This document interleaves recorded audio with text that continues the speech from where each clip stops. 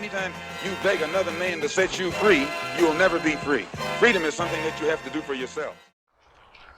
Okay, so I just got back from London blockchain. I mean, I've been back for a couple days, but today was my first opportunity to make a video about it. So I just want to start this off by giving a special shout out to Orange Gateway.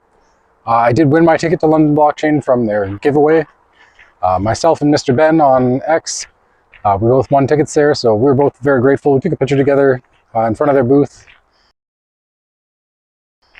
And yeah, I'm very thankful for the opportunity to go there, thanks to them. So, I mean, I'll just get into it right from the very beginning. The first presentation I saw that opened up the conference was by the CEO of Whimo.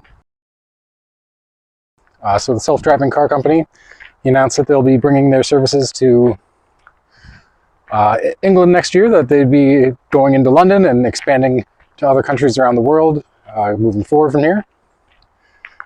I thought it was an interesting talk. There was something, the one thing in particular that stood out to me was actually that he said because self-driving cars, as they stand now, are like 100 times safer than human drivers, that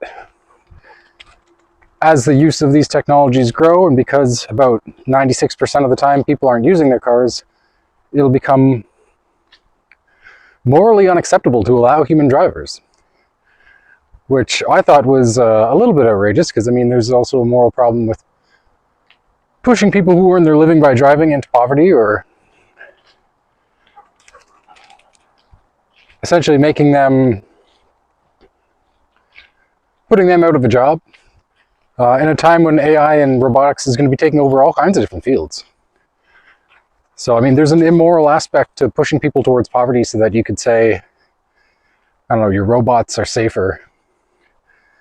And I mean, life is dangerous. I'm not the one type of person who wants to sacrifice everyone and everything in the name of safety. There's an inherent risk to life, and that, I don't know, you're not going to have a nice conversation with a robotic taxi.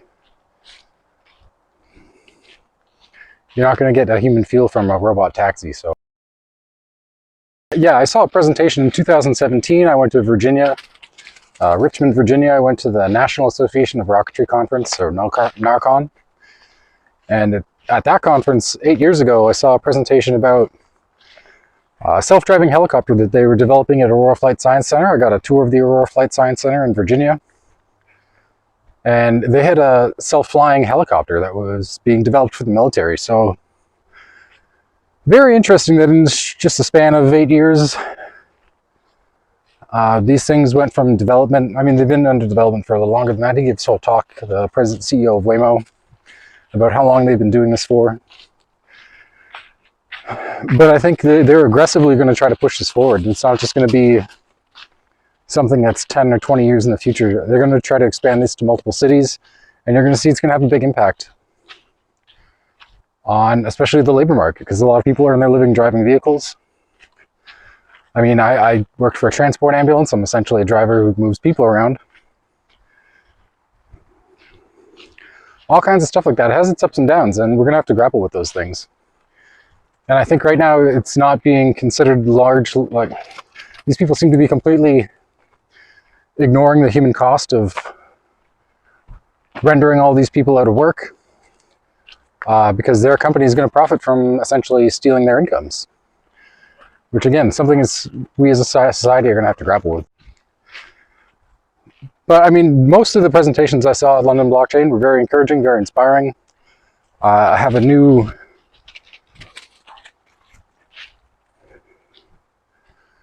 my motivation has now been supercharged, essentially.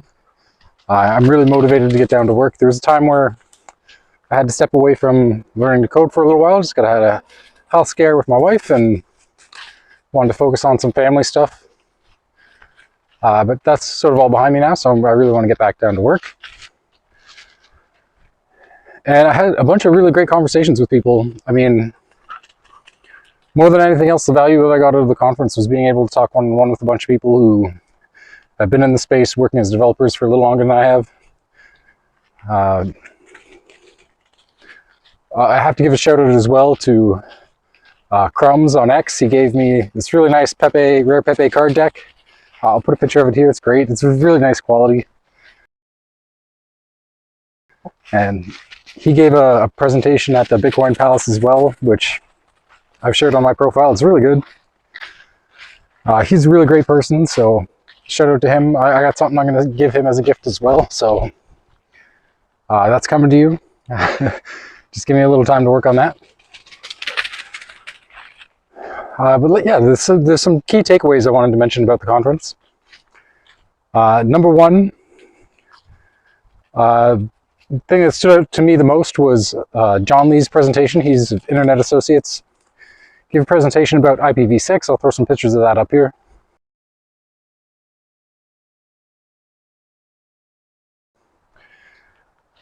He's very much just, he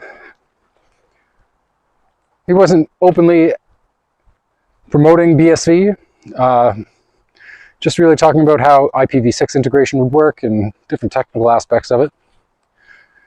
But at the end of his talk, he did say that it'll only probably work on BSV. And I gave a shout out to Calvin Ayre. I think I got a picture of that. I'll put it on screen here too.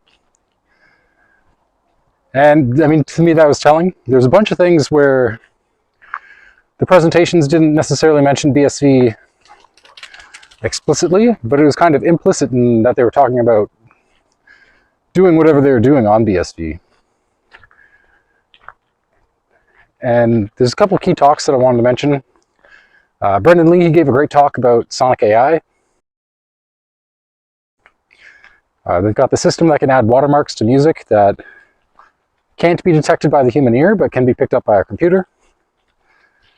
And I mean, that's invaluable. He also talked about fractionalizing the ownership of songs and music, so that you could own a share of a song. And as an owner of a share in a song, you could be entitled to some of the rights, the royalties to that song's use, which, again, democratizing the music industry is a great idea. I think it's great to decentralize that away from the hands of the few and bring it into the power, bring music and entertainment and put it back into the hands of the people instead of corporate interests and financial interests who I think largely dominate the space in order to brainwash people, which is sad. I think corporate music has become really lame. I don't listen to a lot of mainstream music. I haven't for a long time because I've kind of recognized that since I was young. I'm a classical music guy. But again, it's great to see. I thought it was a really good presentation. And let's see, what else was there? Richard Baker, Tokenovate, he gave a really good presentation at the influencer meetup section of the conference. And he was talking about tokenizing real-world assets and financial services. And I thought he was great. I think he told us that 2026 will be a big year for them. So I would say if you're in the space, you're watching this video, pay close attention to what Tokenovate is doing in the year to come. There's some big things that they're going to have, some big clients that they're working with. And again, he was talking about tokenizing financial assets. So yeah, think of big players in the space tokenizing financial assets and doing it on BSV.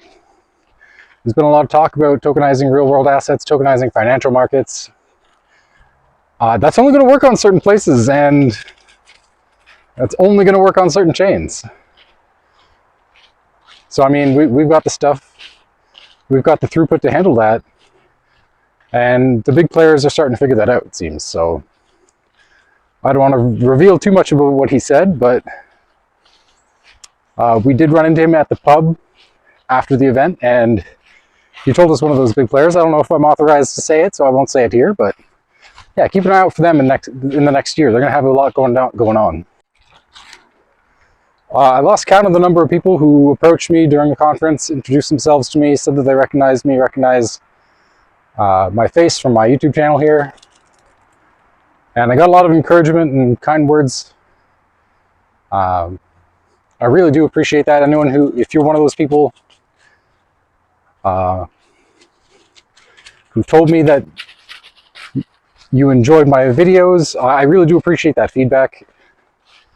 Sometimes it's hard for me to find the motivation to make these. I did make a video in London speaking about the Magna Carta and the need for sort of a new Magna Carta, a new movement. Callie! Which I want to make that video particularly well polished, so I'm going to work on that for the next week and hopefully get it up on the weekend.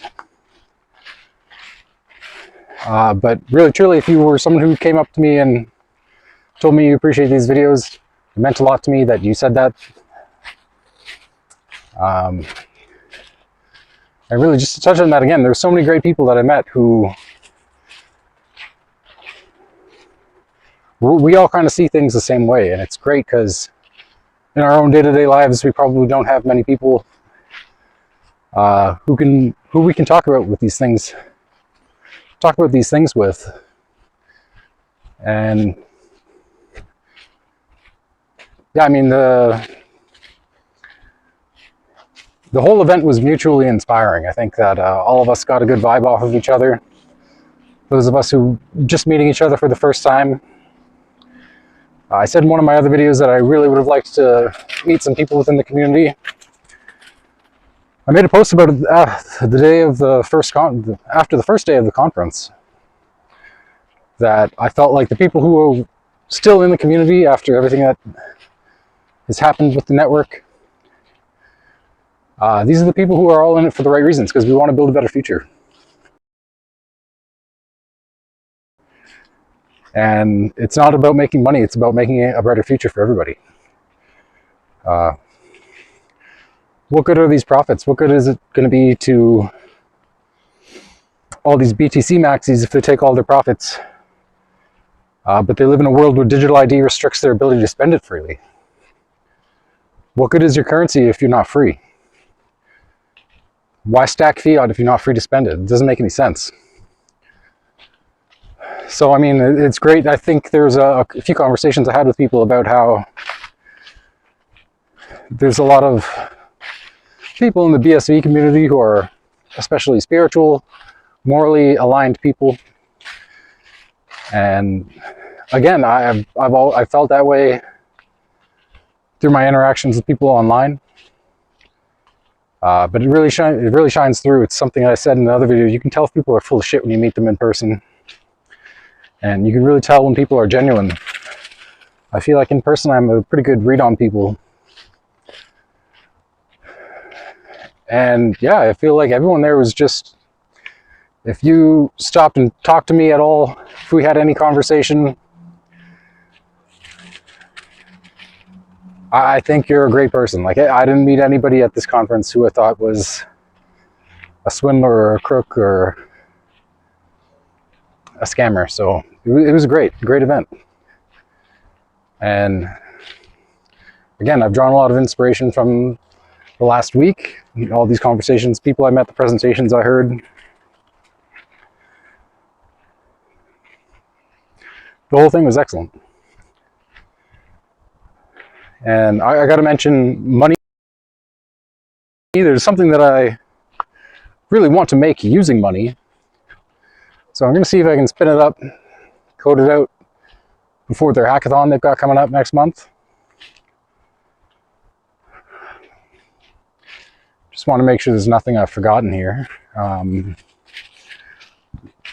not going to speak too much on that just because I don't want to reveal too much about it, although it's something that I talked very openly about it at the conference with some people. Hey, if you like that idea and you want to steal my idea, try to make a better version of it than I am. So you're totally free. I wasn't spilling the beans about my best ideas, but I was spilling the beans about that idea because it's something that really I'd like to have lots of people doing it because I think it's good. But really, from the bottom of my heart, I want to thank everybody that I spoke with, everybody that I met. It was a great week. That's all I got to say. Actually, I guess I'll just add this at the end here.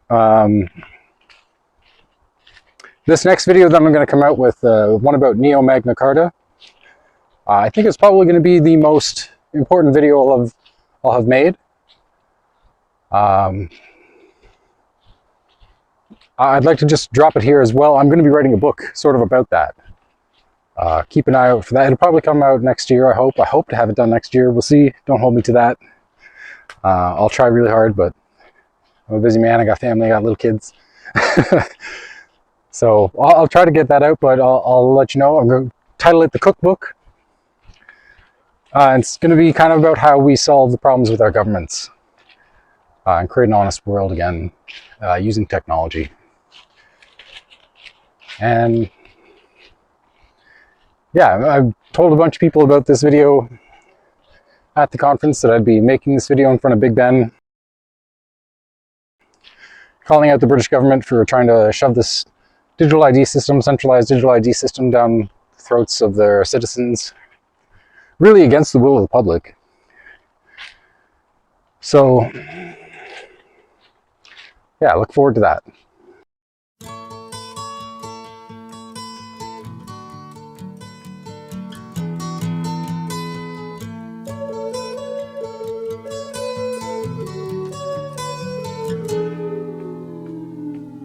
Here comes the sun, doo-doo-doo. Here comes the sun, I say it's alright.